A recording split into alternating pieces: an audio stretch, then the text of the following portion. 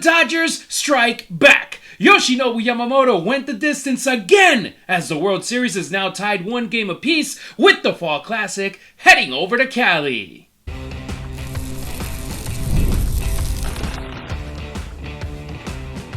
You are Locked On Dodgers, your daily Los Angeles Dodgers podcast. Part of the Locked On Podcast Network, your team every day.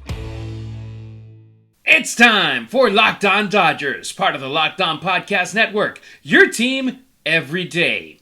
The Dodgers bounced back in Game 2 of the World Series behind another absolute gem from Yoshinobu Yamamoto, a 5-1 win that sends this series back to LA tied at 1 game apiece. I'm Harry Ruiz, Spanish play-by-play broadcaster for the USC Football Trojans and the Las Vegas Raiders, and co-host of the Locked On Dodgers podcast. Travis Rogers will join me once again on Monday.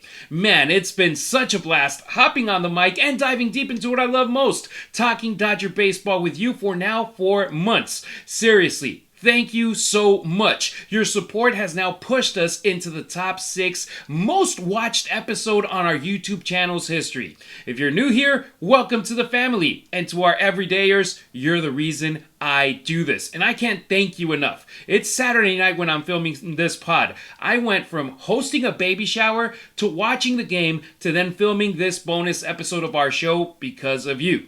Make sure you subscribe, hit that like button, and drop a comment. Better yet, hit up our listener line at 2793-LOCKED or 279-356-2533. Leave your name, where you're listening from, and your take on Dodgers baseball. Voicemail or text to have a shot at getting featured on the show.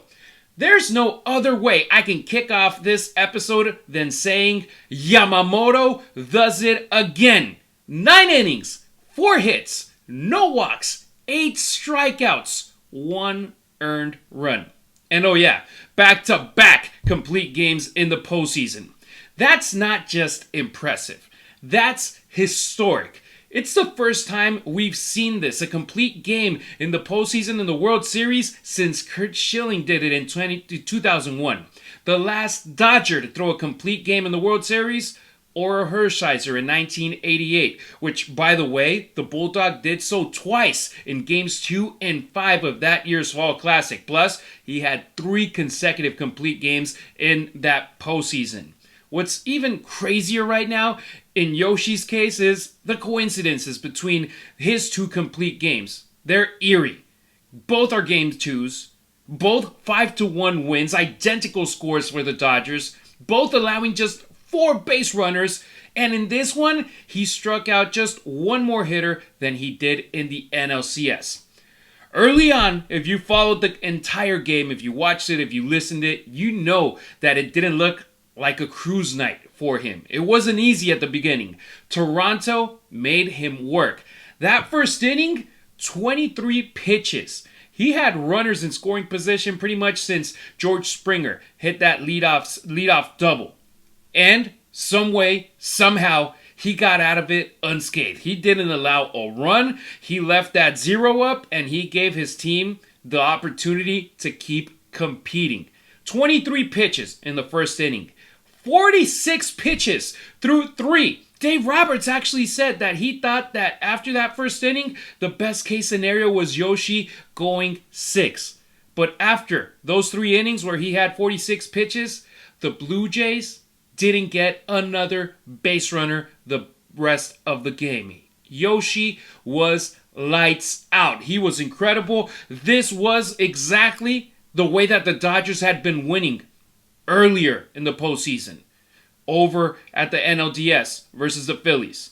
Over at the NLCS versus the Brewers. It was the starting pitching carrying this team. Blake Snell wasn't able to do it in Game 1 of the World Series. We needed him to go 6-7 innings. He wasn't able to do it. Bounced in that 6th. A nightmare of a 6th inning. 9 runs. And Blue Jays fans, you guys let us know about it. Hey, we got you guys. And look at our lineup. And we scored 11 runs on you. And we got 14 hits on you. It's about team baseball. Blah, blah, blah, blah, blah. We heard you. We saw you in the comments section. We saw you over at social media. You had your victory lap. But here's the deal. I know it's been a while since your team has been in the World Series. It's a 7-game series. It's a best of 7. You got to win 4. You won game 1, congratulations. You deserve to flaunt. You deserve to celebrate. But the Dodgers, they stay calm, cool, collected. An 11-4 loss is 1 game. And it counts the same as if the Dodgers had won 1-0. It's not like soccer where you go by aggregate score and it's like, okay, you won by X amount of runs in game 1, you won by X amount of runs or lost by X amount of runs in game 2. Let's add both of them and see who ended up having a better differential. No, it's not like that. Leave that over to the Champions League in soccer. 11-4 loss, we took it to the chin, we got knocked down, the Dodgers got right back up, and Yoshinobu Yamamoto, he put the team on his shoulder, and he simply gave this team a stellar performance that we're going to hear now Dodgers manager Dave Roberts talk about it. Outstanding, uber competitive, special. Yeah, he was just locked in tonight. It was one of those things he said before the series, losing is not an option, and he had that look tonight. He's pitched in huge ball games in Japan. He's pitched in the WBC. And, players that have the weight of a country on their shoulders, that's pressure.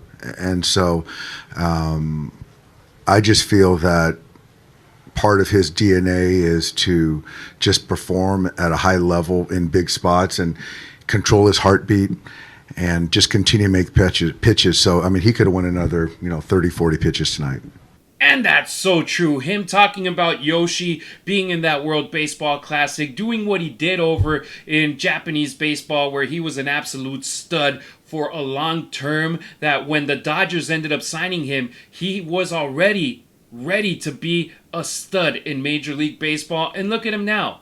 The Dodgers, they were the only team willing to give him that record-breaking contract without ever throwing a pitch in Major League Baseball, and that's money very well spent. We saw him last year in 2024 in the World Series. He was amazing. Game 2, this guy was incredible at Chavez Ravine.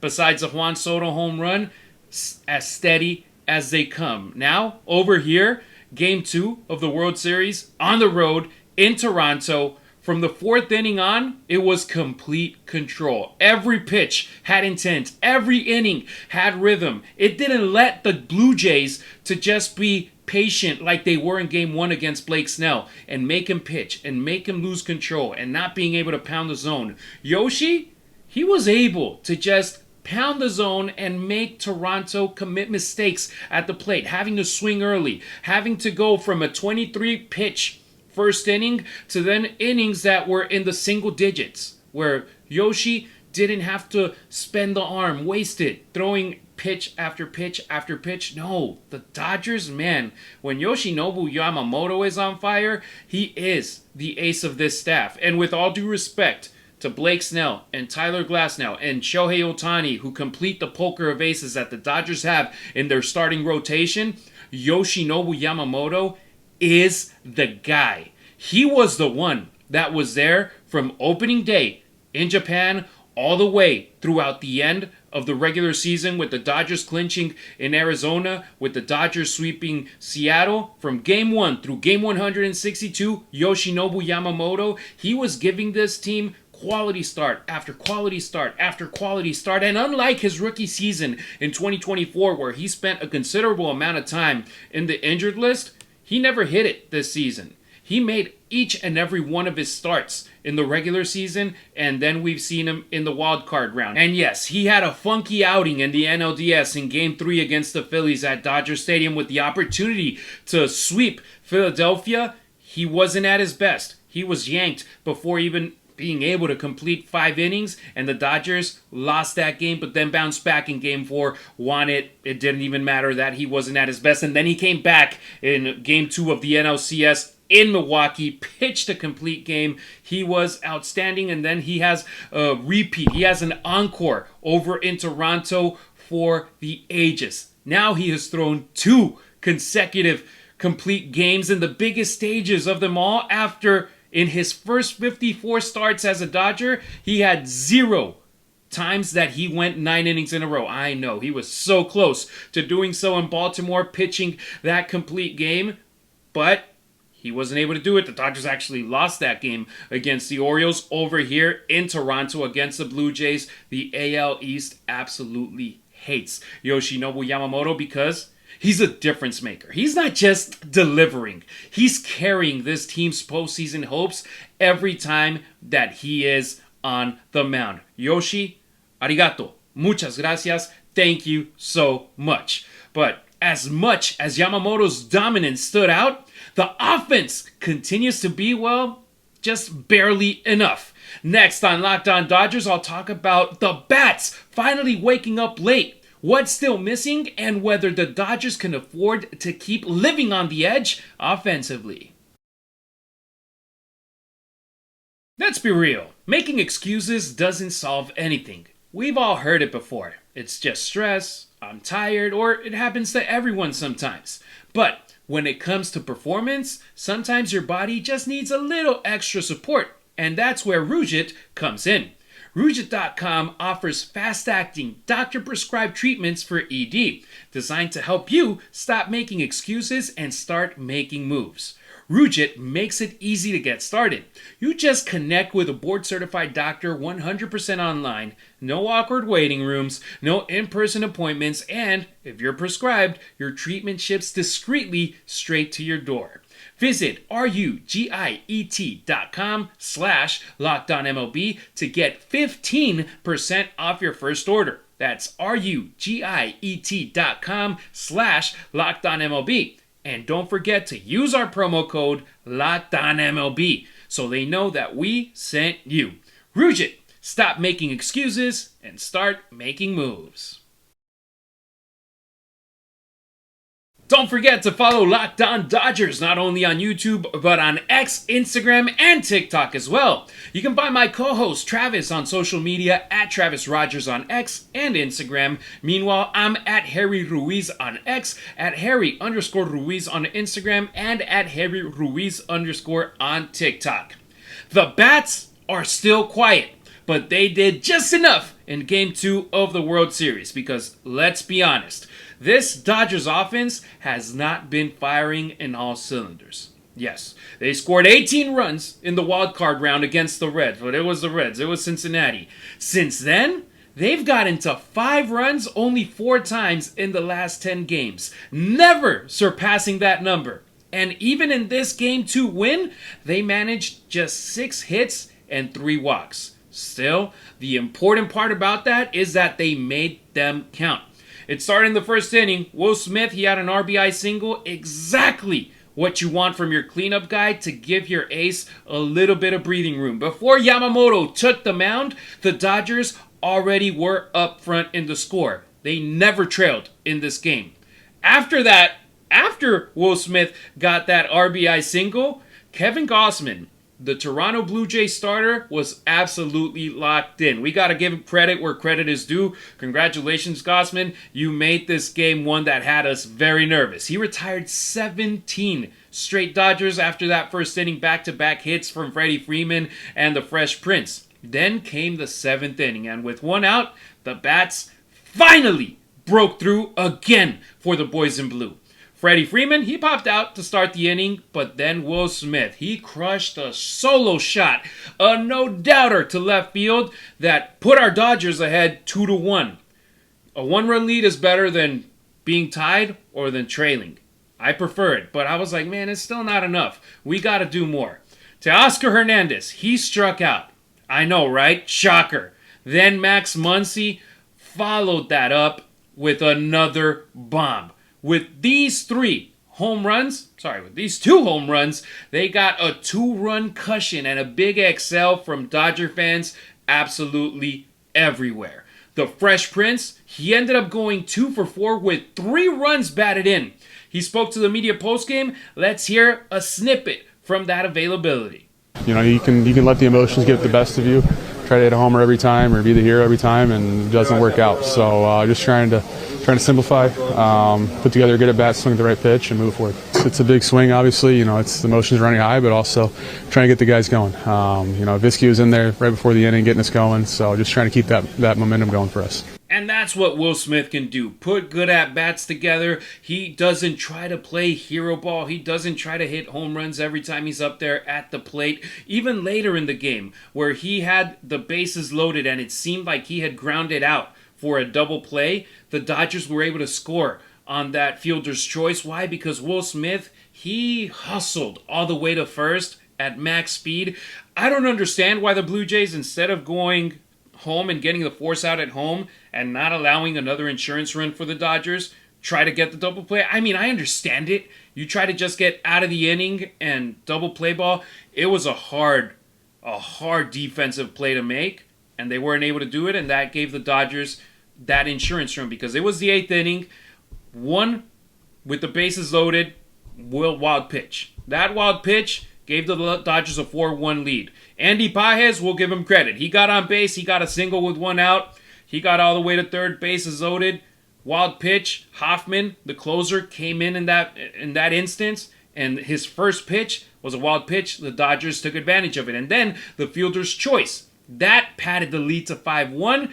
And I mean, if the Dodgers were up 2-1, it would have been enough for Yoshinobu Yamamoto the way that he was pitching. But still, just 6 hits, 3 walks. That's not the juggernaut that this offense could be, that we've been expecting from a lineup with Ohtani, Betts, and Freeman up at the top.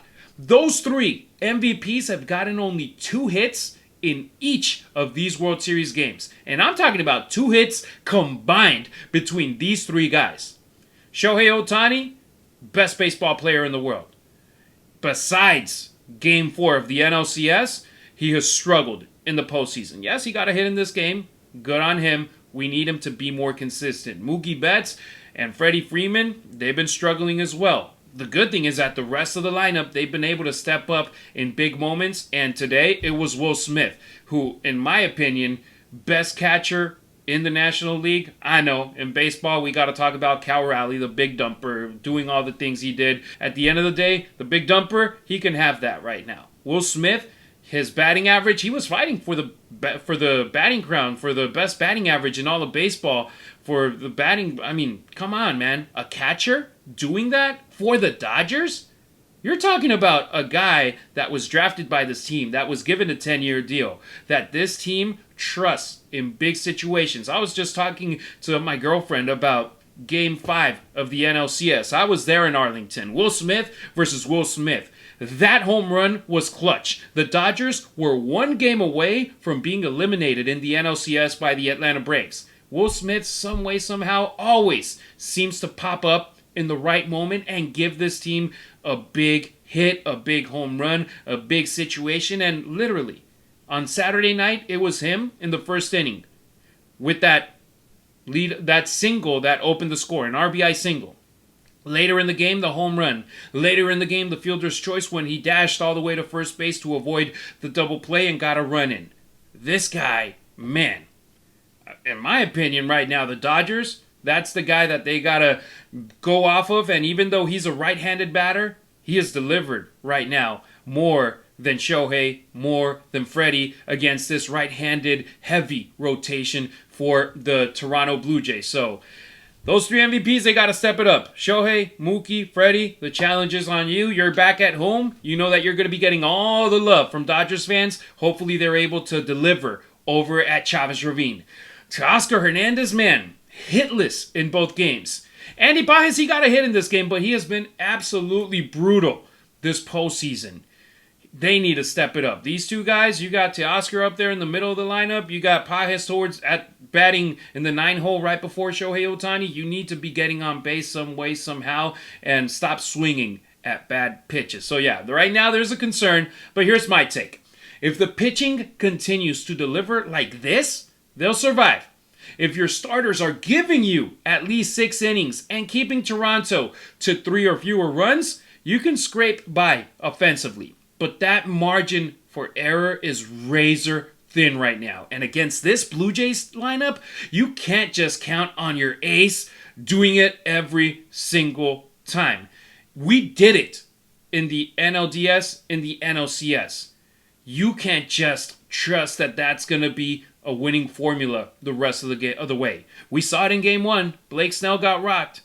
5 earned runs by Blake Snell, more than he earned, or more runs that he allowed between the wild card, the DS, and the CS. Game 1 of the World Series, they absolutely clobbered him. They got to him. That 6th inning, a nightmare, and then the bullpen completely out of control. And I don't want it to be that way. I don't want it to be like, unless we have Snell going 8, Yamamoto going 9, Shohei going 6 scoreless innings and hitting 3 home runs. That can't be the formula that you trust to win baseball games. It has to be complementary baseball. You need your starting pitcher to be good. You need your bats to deliver. You need that bullpen to be able to, you have confidence to send them out there as Dave Roberts. And I feel right now, out of the 3 phases, the only one that we can feel very confident about, that they're good, that there's a good chance, that there's a 75% plus chance that they're going to be doing a good job, is the starting rotation. I can't trust this lineup to score more than 5 runs because they haven't done it since the wild card round. I can't trust this bullpen to be able to be locked down the rest of the way because they've done what, in serious close situations, they've had more implosions than delivering. Roki Sasaki, fantastic. He pitches a 9th. When they went extra innings over in Milwaukee, in the series against Milwaukee, he was great for 3 innings. I don't know if we can just throw him out there 3 innings. Okay, it's the World Series. If it's like do or die, okay, Roki, do that. Is Shohei Ohtani going to pitch in the bottom of the 9th inning one of these games? Late in games? Who do you trust right now out of the bullpen? So out of the 3 phases of the game, I feel right now the rotation is the one that we trust the most. The bats, they haven't earned that trust from me right now. And the bullpen definitely hasn't earned that trust from me. So hopefully they just uncork and shut me up and shut all the doubters up and shut those Blue Jays fans up too that were overly confident after game number 1. With this series now being even, the momentum has shifted, and now the Dodgers have a real chance to take control in front of our own fans. Coming up on Locked On Dodgers, I'll look ahead to what's next and why the pitching matchups might actually favor Los Angeles the rest of the way.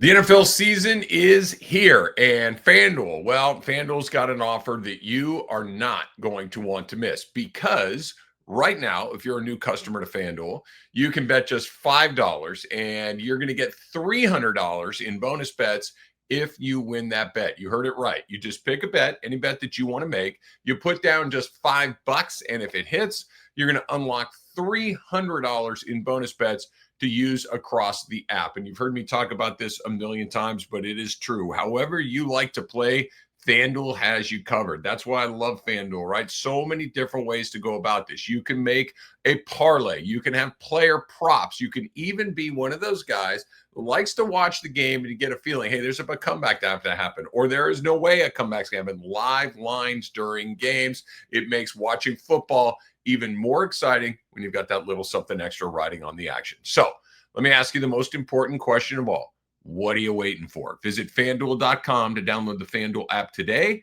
and get started. Thanks for making Locked On Dodgers your first listen wherever you may be tuning in, either on your favorite podcast app or our YouTube channel. Smash that notification bell so you never miss a beat. Full episodes, hot takes, breaking Dodgers news, and the Dodgers Postcast Show with Pete Fox live after the final out of every game. If it drops, you're on it. That's how you become an everydayer here on Locked On Dodgers.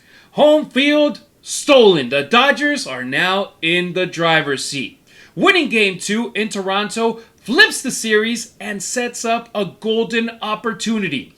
3 straight games in Dodger Stadium at Chavez Ravine. If they can win all 3, that's it. Finito. Series over, back-to-back World Series titles, and you get to celebrate right in front of your fans at home. No trip back to Canada is needed, but winning 3 in a row against Toronto is going to be tough. Here's how things are lining up right now. Game 3 is on Monday. Tyler Glasnow versus Max Scherzer. Game 4 is on Tuesday. Shohei Ohtani versus Shane Bieber. These two matchups, Game 3 and 4, already confirmed by the managers from both squads. Game 5 is now guaranteed on Wednesday. Tentatively, this is just my guess, and I'm pretty sure that's what's going to happen. You're going to have Blake Snell for the Dodgers, Chase Yosavage, a rematch from Game 1 with Snell and Yosavage, Dodgers, Blue Jays. Honestly, in my opinion, that's a rotation advantage for Los Angeles. I know. I said it also in Game 1 that I liked our chances with Snell versus Yosavage. Now, Yosavage is going to have to pitch in front of a crazy, wild Dodger Stadium faithful in those stands. It's going to be loud. It could get to him. He's a rookie. It's going to be his 8th start ever. But we're going 2 ahead right now for Wednesday. I'm filming this on Saturday night. It literally just flipped to Sunday over here in Central Time where I'm at right now. Let's talk about Game 3. Glasnow has been lights out at Dodger Stadium. Ohtani, he's due a statement outing in the World Series. He has never pitched in the World Series. He already got his first home run, I know, pretty insignificant in the great scheme of things in Game 1 of the World Series. His first home run in a Fall Classic, he got it right there. Let's remember, last year, Shohei wasn't at 100%. In that Game 2 of the World Series, before heading over to New York to the Big Apple, he got hurt trying to steal second base late in Game 2. So he wasn't at 100%. He wasn't able to get his home run in the World Series in his first one. He already got one. But now, being able to see him in this stage in the World Series, both as a pitcher and as a batter, he has an opportunity to, if what he did in the NLCS was magic. Could you imagine? I'm not going to say 3 home runs because I don't expect him to hit 3 home runs. I wouldn't be surprised if he does it. But if he's able to just get RBIs, hits, getting on base, making plays for the Dodgers with the bat, and having a great, solid, quality start for the Dodgers, man, in the World Series, that would just be a dream come true. If the Dodgers win the game, that's the most important part. I don't care if you get 7 innings, allow 2 runs, get 2 home runs, and the Dodgers end up losing 3-2. No, we need to win these games. It's not an individual game. Why was Game 4 so special? Because the Dodgers won that game. Why would a spectacular outing be special for Shohei? If the Dodgers get to win Game 4, where he's both pitching and batting. So it's going to be great. I mean, Snell, despite Game 1 and what happened, now he gets a second shot at redemption at home. He already is going to have, instead of that long layoff, he's going to have his days counted where it's like, okay, I pitched in Game 1. I got Saturday, Sunday, Monday, Tuesday off, 4 days rest. Wednesday, I'm right back at it. And he's going to have just revenge, payback on his mind when he steps on that mound at Dodger Stadium. Mookie Betts, who's chasing his 4th World Series championship, let's hear him because he talks about what it means getting this dub in Game 2 of the World Series out there in the 6. I think coming into this environment to split is huge. I mean, I think what we were doing before was kind of unheard of, so seems a little more normal. It's good. I mean, I think we'll go to LA and just play Game 3 and we just focus on Game 3. Just throwing punches, just throwing punches and making them feel it.